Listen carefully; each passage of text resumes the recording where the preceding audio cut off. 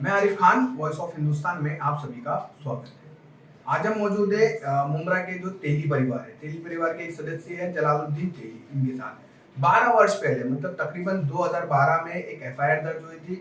यहाँ के चर्चित दबंग नगर सेवक, अपने आप को कहने वाले नगर सेवक राजू अंसारी और उनके परिवार के खिलाफ ये पूरा मामला 12 साल से चल रहा था। एबीवीए फाइल की गई थी, उन्होंने एंटीसेप्टिक बेल ली। बेल लेने के बाद ये हियरिंग चल रही थी। हियरिंग के बाद 12 साल बाद कल 29 फरवरी के दिन कोर्ट ने, न्यायालय ने एक फैसला सुनाया। 7 साल की सजा उनको दी गई है। राजू अंसारी, ये इनका नाम है राजू अंसारी, उसी के उनके परिवार के सदस्य भाई है रमीज अंसारी और उनके 4 भाई, 2 और अन्य लोग जो बताया जा रहा है कि मौलेरे या खलेरे ऐसे उनके भाई है। मुश्ताक शेख, ये लोगों को 7 साल की सजा सुनाई गई है और पुलिस कस्टडी हाथों हाथ लेकर ही वहां से उनको जेल भेजा गया, एमसीआर किया गया था न्यायालय से ही।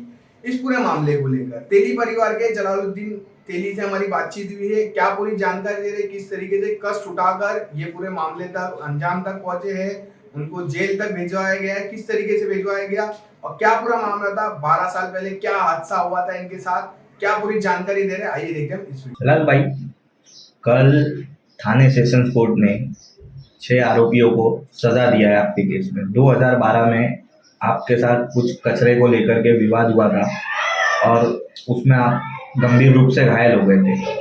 कुछ आपकी एक आँख भी डैमेज हो गई थी और आपके साथ मारपीट भी थी आपकी मम्मी के साथ और भी आपके घर वाले लोग के साथ। तो एक पूरा मामला क्या था और कोर्ट में आपने कैसी लड़ाई लड़ी, ज़रा उसके बारे में आप हमारे को जानकारी दीजिए। अस्सलाम वालेकुम।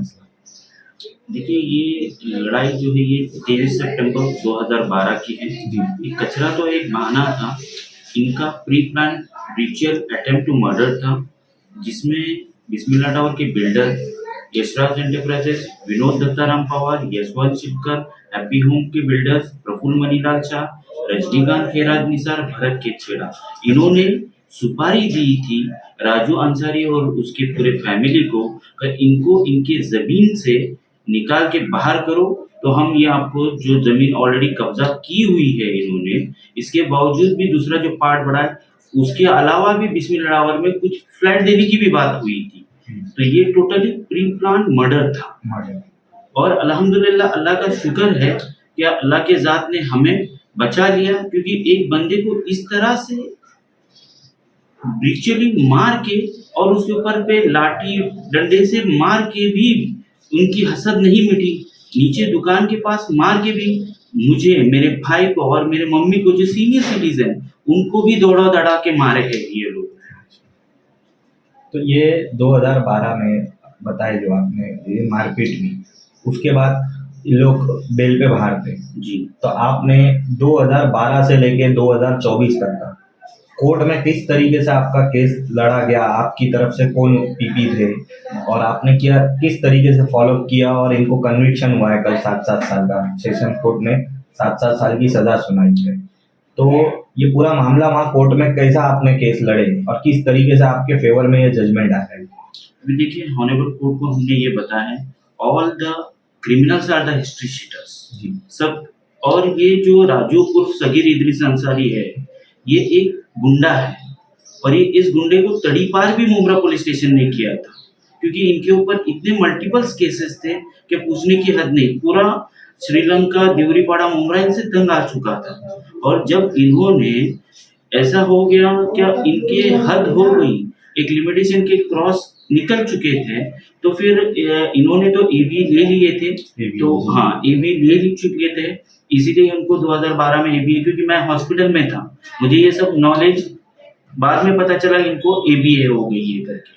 और फिर हमारे तरफ से भी जद्दोजहद करके हमारे जो senior advocate Shri Hemlata Deshmukh madam हैं और उनकी जो टीम मेंबर्स है, स्वाति मैडम है, राजहंस सर है और रूपाली मैडम है, ने जद्दोजहद से मेहनत की है, जो 2013 से लेके 2024 तक उन्होंने मेहनत की हमारे लिए सिर्फ। और इंशाल्लाह अल्हम्दुलिल्लाह ये रिजल्ट बहुत अच्छा, बेहतरीन रिजल्ट अल्हम्दुलिल्लाह अल्लाह की तरफ से दिया हुआ है हमको। और अल्लाह की तरफ से इनको मार पड़नी थी, क्योंकि इनका जो तकब्बुर था बहुत आसमान पे गया था, जो तकब्बुर कभी नीचे नहीं आता था, ऐसा था। और अल्हम्दुलिल्लाह हम दुआ करते हैं ये जो 307 में 7 साल की सजा हुई है लाइफ इम्प्रिजनमेंट के लिए अल्हम्दुलिल्लाह हम अपील करेंगे बॉम्बे हाई कोर्ट में। मगर आपकी तरफ से कोर्ट में क्या ऐसा चीजें रखी गई जिसकी वजह से इनको सजा मिली? और इनकी तरफ से तो इन लोग का बोलना यही था कि हमने ये सब किए नहीं है, ऐसा कुछ झगड़ा नहीं हुआ है, कचरे को लेकर झगड़ा था, जो भी था पूरा जजमेंट के हिसाब से। मगर आपने क्या क्या प्रूफ वहाँ आपके वकील ने दिए और आपके जो सर पे मार लगा था आग के तरफ, तो जजमेंट में लिखा गया है कि आपकी आग डैमेज है, तो वो क्या आपकी तरफ से कोर्ट में सब चीजें रखी गई, आप उसके बारे में ऑनरेबल कोर्ट को ये बताया गया इनका मोटिव जो था इंटेंशनल मर्डर था, ये तो प्रूफ हो चुका है। इसके साथ में और ये इन्होंने जो उनका देखिए जो डिफेंड है उनका क्या स्टैंड है वो हम नहीं बता सकते, लेकिन हमने ऑनरेबल कोर्ट को बताया कि हमारा वाइटल ऑर्गन पार्ट जो है ब्रेन का ये टोटली प्रॉब्लमेटिक हो चुका है, जो CFS लीकेज बोलते जो अभी तक इलाज चल रहा है उस चीज का, और एक विजन परमानेंटली लॉस हुई है जो कभी रीगेन लाइफ टाइम में हो ही नहीं सकती है।